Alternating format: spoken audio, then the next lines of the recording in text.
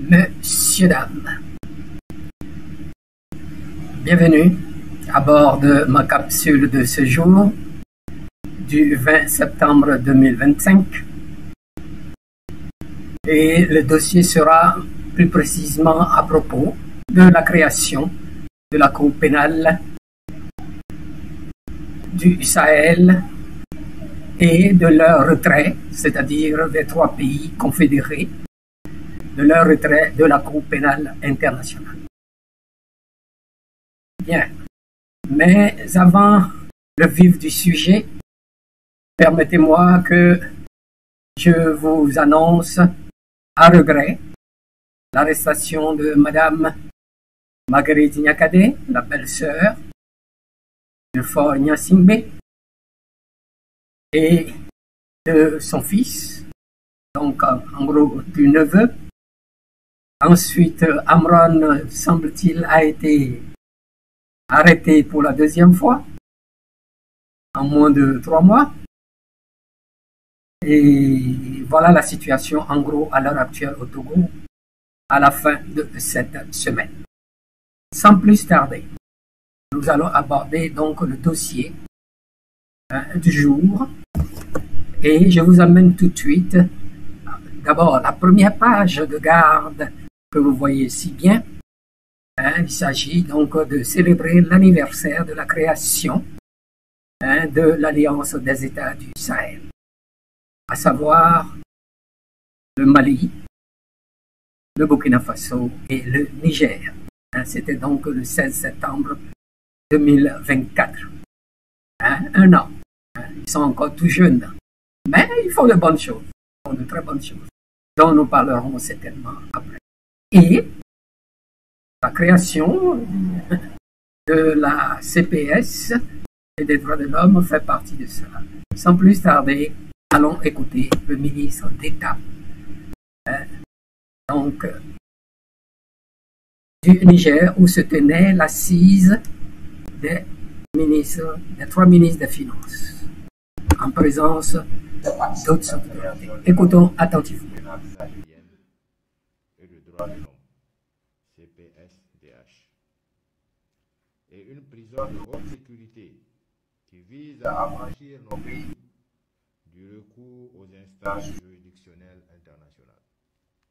C'est pratiquement la fin des travaux et donc ils sont en train la volonté de redéfinir notre appartenance au statut de l'homme qui a créé la Cour pénale internationale dans l'action exclusivement orientée vers les pays africains et leurs dirigeants.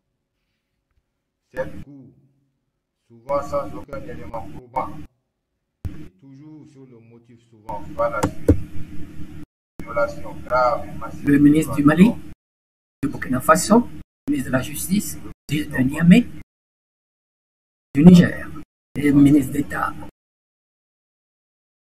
du CNSP.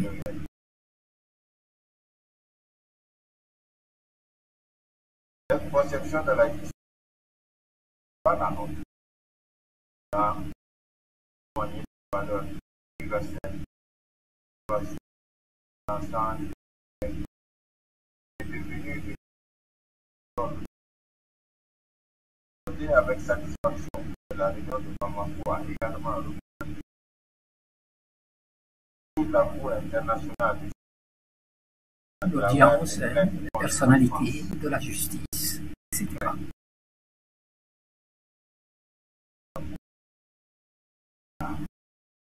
D'autre part, engagé pratiquement devant le national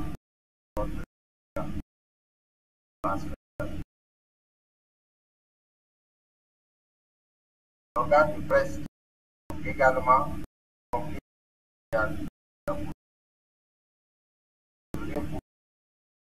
vers le point d'engagement, notamment sur le relatif à la mise en œuvre de la feuille de nation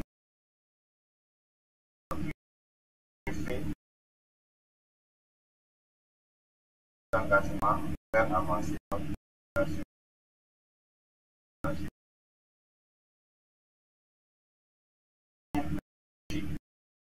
à aborder l'importance capitale de notre confédération.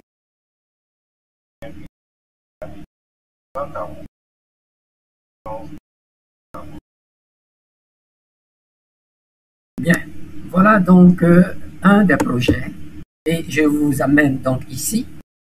Mais le projet prioritaire a été donc la mise sur pied de l'armée confédérale.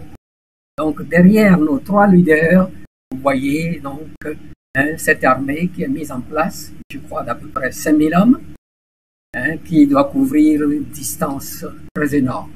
Quand vous mettez le Mali, le Burkina Faso et le Niger ensemble, c'est vaste. Bon, en plus de cela, il y a bien sûr les armées territoriales qui sont plus proches des populations. Bien, il y a eu pas mal de projets en un an, d'où la Banque confédérale, d'investissement, etc., etc., et beaucoup d'autres choses dont nous avions parlé et certainement nous entendons parler de.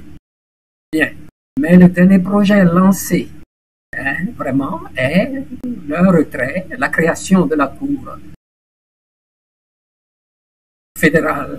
confédérale du Sahel et de leur retrait de la Cour pénale internationale qui ne répond pas aux objectifs de la nouvelle organisation mise en place par ces trois États.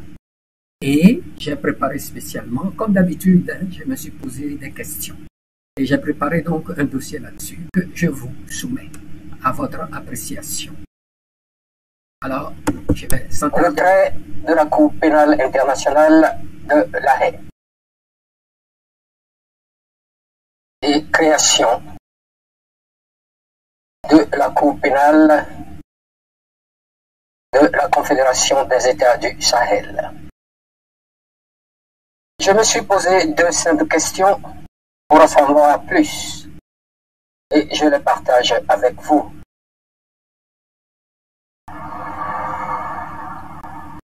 Quel bénéfice pour l'AES que perdent ces trois États confédérés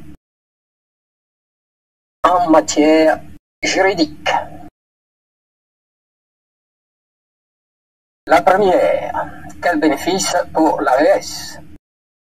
Le retrait de la Cour pénale internationale, CPI, par l'Alliance des États du Sahel, l'AES, composée du Mali, du Burkina Faso et du Niger, présente plusieurs bénéfices conformes à leurs objectifs de souveraineté judiciaire et de lutte contre le néocolonialisme. Je note l'affirmation de la souveraineté judiciaire, c'est-à-dire qu'en créant une Cour pénale sahélienne, l'AES cherche à établir un système judiciaire régional qui reflète ses propres valeurs et priorités, plutôt que de dépendre d'une institution perçue comme biaisée contre les pays africains. Cela renforce leur autonomie juridique et politique.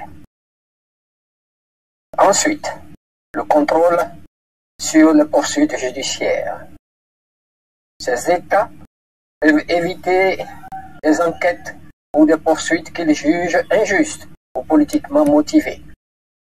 Cela leur permet de gérer les affaires internes sans ingérence extérieure, notamment en ce qui concerne les leaders politiques ou militaires. Ensuite, le renforcement de l'unité régionale, le retrait collectif de la CPI et la création d'une cour régionale favorisent la cohésion au sein de l'AES. Cela peut servir de base pour une intégration juridique plus large, conformément aux objectifs de la Confédération, comme mentionné dans le discours du général Assimi Goïta. Lutte contre le néocolonialisme. L'AES perçoit la CPI comme un outil de répression au service des puissances occidentales. En s'en retirant, ils affirment le rejet des structures judiciaires internationales qu'il considère comme partiales, renforçant ainsi le narratif anti-néocolonial. Cependant, en demeurant dans la Cour internationale de justice, elle conserve la possibilité de poursuivre des États occidentaux et certains États félons avoisinants.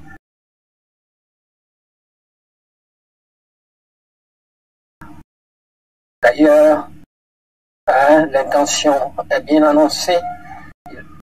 L'AES envisage de porter plainte contre la France et l'Ukraine à la Cour internationale de justice, CIJ, pour soutien au terrorisme et les pays avoisinants, comme je le disais, l'État félon comme l'Algérie, qui, à peine une semaine, a fanfaronné disant qu'ils n'ont aucun papier. Mais justement, le papier est sorti simplement hier et l'Algérie refuse de se présenter pour faire face aux faits d'accusation. Donc, de ce côté-là, elle s'avoue coupable de ce que lui reproche le Mali. Quant à la Mauritanie, on ne sait pas, ça viendra. Elle n'a pas encore osé, en tant qu'État, attaquer directement le Mali. Chers internautes, ma deuxième question: que perdent ces trois États confédérés en matière juridique? Malgré les bénéfices énoncés, le retrait de la CPI entraîne des pertes significatives sur le plan juridique ou qui pourraient avoir des implications à long terme. Perte d'un cadre international de reddition des comptes ou de rendre compte de ses responsabilités. La CPI, malgré ses critiques justifiées, offre un cadre international pour poursuivre les crimes graves comme le génocide, les crimes contre l'humanité et les crimes de guerre. En s'en retirant, le Mali, le Burkina Faso et le Niger perdent un mécanisme de reddition des comptes qui, bien qu'imparfait, est reconnu mondialement. Mondialement, mais biaisé tout de même vis-à-vis des Africains et des Slaves. Ensuite, la réduction de la crédibilité internationale. Le retrait de la CPI peut être perçu comme un signal de non-engagement envers les normes internationales de justice, ce qui pourrait nuire à la crédibilité de ces États sur la scène internationale, notamment auprès des partenaires qui valorisent l'adhésion à des institutions globales. Vient la limitation des outils de coopération judiciaire internationale. La CPI facilite la coopération judiciaire entre les États membres, y compris via des mandats d'arrêt internationaux. En s'en retirant, l'AES perd cet outil, ce qui pourrait compliquer ses efforts pour poursuivre des criminels qui fuient à l'étranger. L'isolement juridique. En créant une cour régionale, l'AES risque de s'isoler du système juridique international. Cela pourrait limiter leur capacité à bénéficier de la solidarité internationale en cas de crise juridique ou de violation massive des droits de l'homme. Manque de ressources et d'expertise. La CPI dispose de ressources significatives, notamment en termes d'expertise juridique et d'infrastructures. La création d'une nouvelle cour régionale nécessitera des investissements importants et il est incertain que cette nouvelle institution puisse atteindre le même niveau d'efficacité et de reconnaissance internationale rapidement. Risque de perception de partialité. Une cour régionale pourrait être perçue comme moins impartiale, surtout si elle est utilisée pour protéger les intérêts des leaders actuels ou pour régler des comptes politiques, ce qui pourrait nuire à sa légitimité. D'où la négociation par l'AES pour la Cour pénale du Sahel et des droits de l'homme, de différentes formes de coopération avec la CPI dans le domaine de son choix, à court, moyen ou long terme, lors des procédures de retrait. Chers internautes,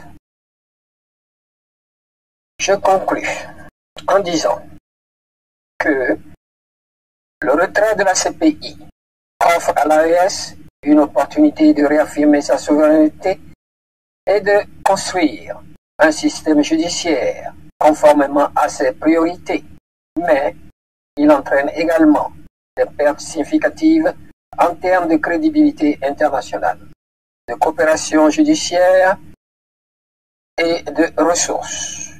La réussite de cette stratégie dépendra de la capacité de l'AES à établir une cour régionale crédible, efficace et respectée, tout en maintenant par la négociation avec le système juridique international.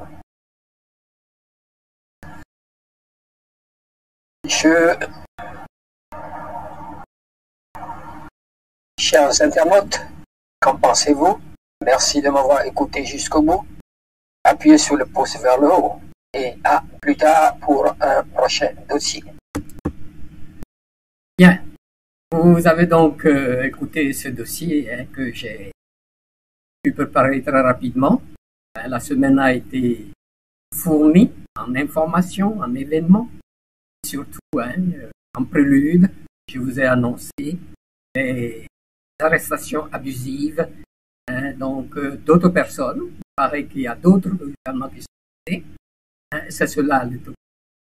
Et aux détenus politiques et à ceux qui viennent d'être arrêtés, je réitère tout mon soutien patriotique. Je vous dis du courage. La lutte continue. Je dis la lutte continue, pourquoi? Parce que, eh bien, j'ai connu le Portugal de Salazar, l'Espagne de Franco. Tous ces gens-là sont tombés un beau jour. Un beau jour. Et mon sujet aujourd'hui, ce n'est pas de vous décrire la joie des Portugais et des Espagnols dans le métro de Paris. Les Portugais en particulier, avec leurs œillets rouges. Et j'attends le jour où il n'y aura pas d'œil rouge, mais nous aurons ne serait-ce que des orgueils de Chine et des flamboyants rouges sur toute l'étendue du territoire dans nos rues, célébrant la chute de cette dynastie. Je vous remercie et à la prochaine pour mon prochain dossier.